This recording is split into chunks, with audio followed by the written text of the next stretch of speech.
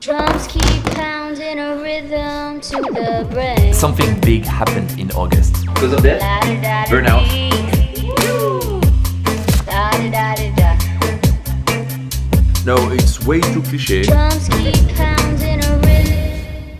August has been a crazy month. So let's start with the finances.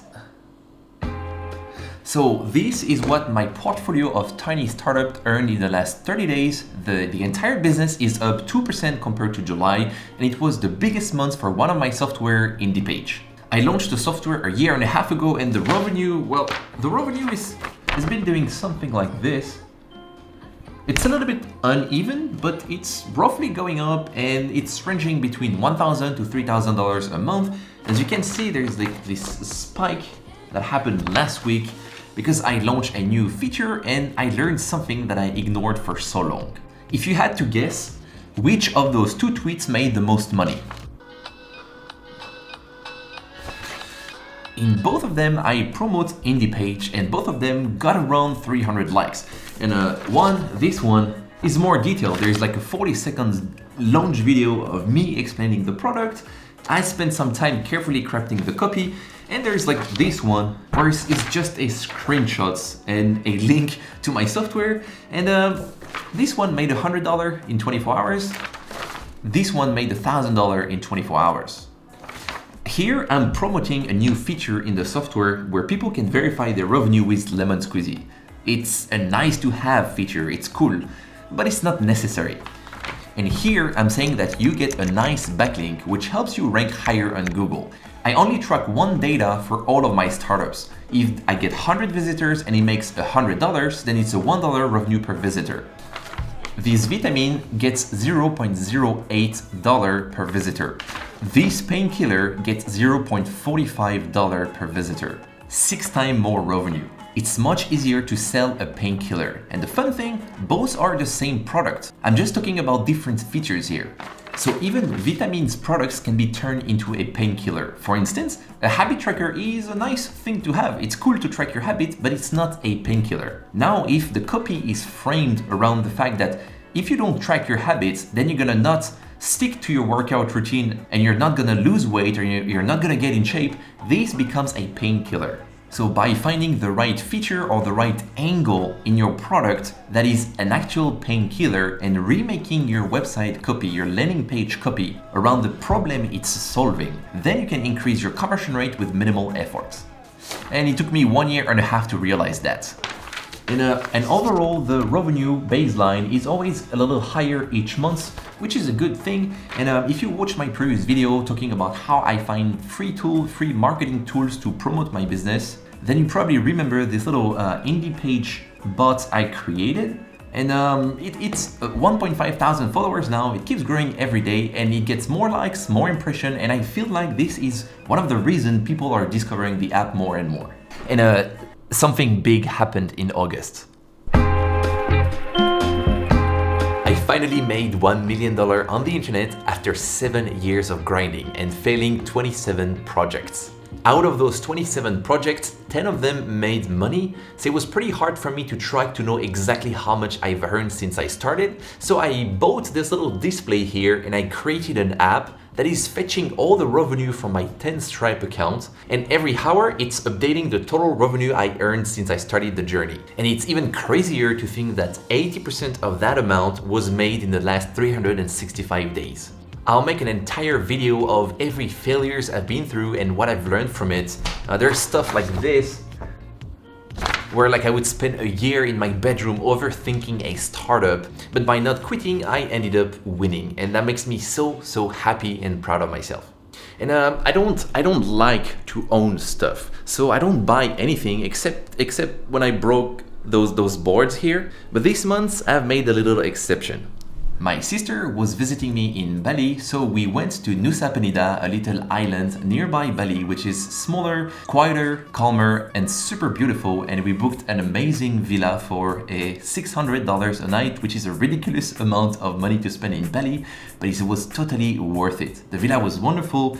We had a good time there. We went snorkeling. We saw the manta rays. If you come to Bali, this is an amazing experience to do. And my good Twitter friends also visited us, so it was absolutely wonderful. Okay, and yesterday someone tried to screw my website, but I was prepared. Let me show you. So I built this tool here, it's called Buy Disputes. It aims at reducing chargeback disputes on Stripe. And this is, for instance, my dashboard with all of my startups. Those are the rules I set up. If I receive a payment with a suspicious email, I would like to receive an email. And if a card is reported stolen or lost, I would like to refund the last payment.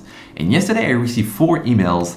And in my alerts, I could see that 4 credit cards were reported stolen, and Buy Dispute refunded all those payments. So I went on Stripe to check what was going on, and those are the refunded payments. And I see I have weird customers with weird names, either because they're like, I don't know, too simple, or the place where the payment was made does not match. So I took the emails and I checked in my database, and nothing really matches. The person is called Scott. The email address is something that have nothing to do with Scott's. It's a .id like Indonesia. All those customers look suspicious, and I'm so happy my little software was here to quote that, because I could have ended up with 4 disputes. And the fact that everything happened within a 2 hours window, it made me think that someone was trying to screw my startups. But I'm getting used to it now. And I absolutely love this startup, but the problem is not making lots of money. I think it's making a couple $100 per month, which is absolutely not crazy. And the problem is that I don't really talk about it because it's like an insurance company. I have to remind people that there is a danger with your Stripe account. It could be banned from one day to another. This actually happened to me. And the thing is, I need to spread fear to market this startup. And I just don't like that, so I don't do it a lot. But I'm just happy it's serving me and a few other customers, and it's pretty helpful so far. I'm recording this video on September 1st, and today is a little special day. 1 year ago, I made this video. All right, so what do we have here? Solopreneur, 27 years old. Cause of death? Burnout. Spent 3 days setting up DNS record, and his emails ended up in the spam folder anyway. Well, that wouldn't have happened if he had used the ship as boilerplate. I launched this little startup a year ago, and this has totally changed my life. So a little celebration today. Happy birthday, Shifas! Woo!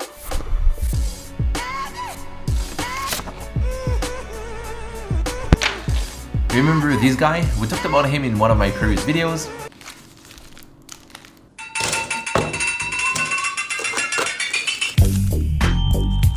Shit.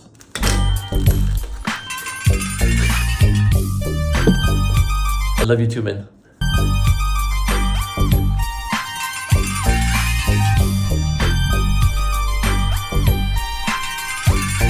All you have to do is this. Habit tracker for developers. This is genius, and this is also a good example of what the solopreneur journey looks like. A tiny idea in mind, ship it fast, show it to some people, see what they think about it, improve the product with their feedback, make a little bit of money, grow a little following on Twitter, YouTube, whatever, and keep shipping so that the journey becomes easier and easier.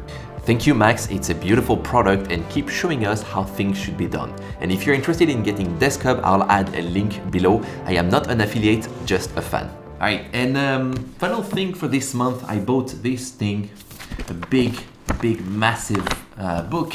I'm reading his biography. I normally read on a Kindle, but I feel good sometimes having a little paper in my hand, especially at night when I'm about to go to bed. I don't want to have any screen, and it feels good to touch paper. And it's good to read big entrepreneurs' biography. You can see ambitions were like all up there, and me with my tiny project, I'm way down there. But it makes me feel good somehow that there's a new form of entrepreneurship where less ambition, more freedom, simple life, a little bit of surf, a little bit of daily life with a wife, prioritize my sleep, etc.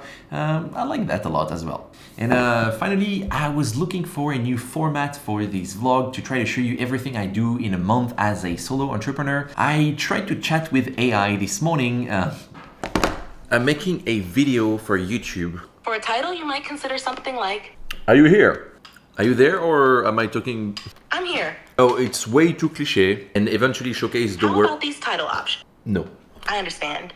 I was trying to know if ChatGPT would come up with a good idea for those videos, but it's a little bit cliche and there was nothing really good. But the conversation itself with the AI was amazing. It feels very natural, like I could literally see myself dating an AI, talking about life, questioning. It was really pleasurable. So for now, I'm going to stick to a monthly recap that is more settled, more calm. I'm here at my office sharing you insight about everything that happens in my tiny businesses. Actually, I wish I would share more, but I have been building something almost secret for the past 3 months, and I am launching next month. So I'll have way more to share, and I'll be here at my desk. But somehow it's a little shame if I don't show you some parts of Bali because this is absolutely beautiful. So I gotta bring you with me for this kind of part.